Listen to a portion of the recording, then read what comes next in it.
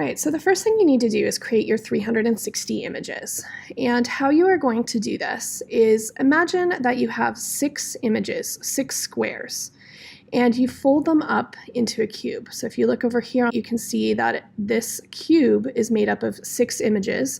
And if you were viewing this expedition, you would be like standing right in the middle of that folded up cube.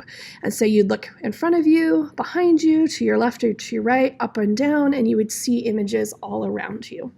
So what you're going to do, you are going to create 6 slides. And if you look down here on this template, there are 6 spaces. So if I go to slide number 2, it's empty, it's blank, 3, 4, etc. So these are where you're going to design your 6 different images. And it says to look in the speaker notes section to see what each slide is. So for example, if I go to slide number 2, down here at the bottom of the screen, I can see that this is U. And the U means that it's the square or the image if you look up above you or on top of you. Slide number 3, if I go down to the bottom, that is B. And so if I look at my key, B means back. So that would be if I was standing and I looked behind me, what I would see. And so each of those slides are labeled down in the speaker notes of what they are. Now, when you're creating your slides, you want to make sure that the background is all the same, because if you had them different, like in this image here on the left, this animated GIF, if the top was white, the bottom was black, the side was purple, the other side was blue, when you are turning around, you're going to see a bunch of different colors, so it's not going to look very good. Here's an example that I created for the nervous system, and notice that I made all of my background black. So when I'm looking around in every direction, everything's going to seamlessly flow into each other if the background color is the same. So if I want to change the background color, let's say I go to slide number 2, I'm going to right click on a Chromebook as a 2-finger click, and then I can choose change background, and I can change the color of my background to whatever color I want it to be. And I would need to change that for each of my slides. I could right click and change background. And when I choose this, I could add it to the theme and it would change it on every single slide. I'm going to go ahead and reset it so it's back to white, just so you have a blank template to start from with this doc. Then step number 3, you're going to add your images, and be sure to remember that they're going to form a cube, so think about how the sides will align to each other.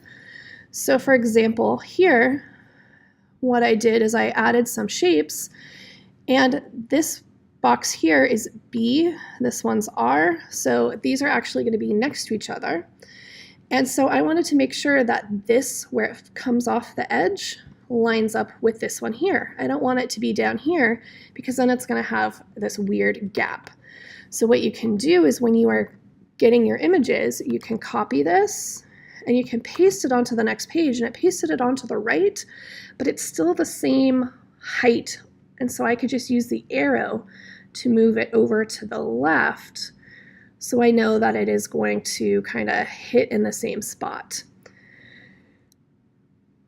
A way to kind of check things, if you go down to the bottom, we're looking over here on this left side, we're looking at all of our images top to bottom. But if I click on this little icon with the 6 boxes on the right, it puts it in a different view. And so I can kind of see how these ones line up. So this one's the top and bottom, I believe, and these ones are the ones that, if I'm turning around, these are the sides of the cube. So it kind of helps me visualize it a little better too.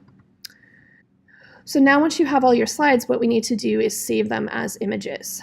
And when you're done, you're going to save them as a JPEG. And you need to save all 6 images as a JPEG. And it's important that you name the slide u.jpg, b.jpg, r.jpg, etc. And so down here in the notes, u.jpg is what I'm going to name this slide. So I'm going to go to File, Download As, JPEG, and it's only going to take this current slide.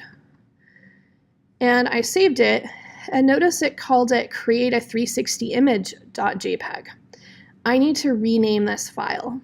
So I'm going to go to this actual file right here, and I'm going to change the name. So I'm right-clicking to rename, and this one I wanted to call u.jpg. So I named it u.jpg, and I pressed return. And so it's renamed this file as u.jpg.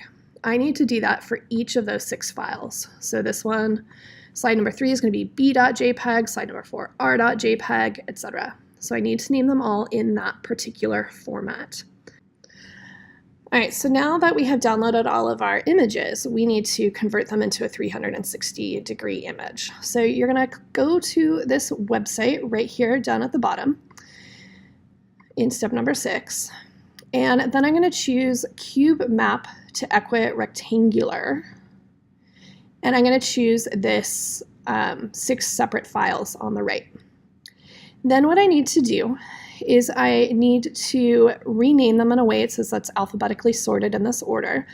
b.jpg, d.jpg, f.jpg, etc. That's why we named them those specific files. It will work just like we have them named. So I'm going to do choose files. And I actually have a folder of these files on my desktop, which I need to find right here. I have these 6 images, so I'm going to just upload all 6 of those.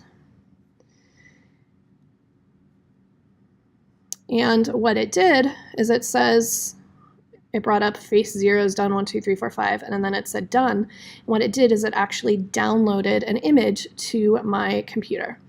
So I have this image here that now I'm ready to go and put this into Google Tour Creator.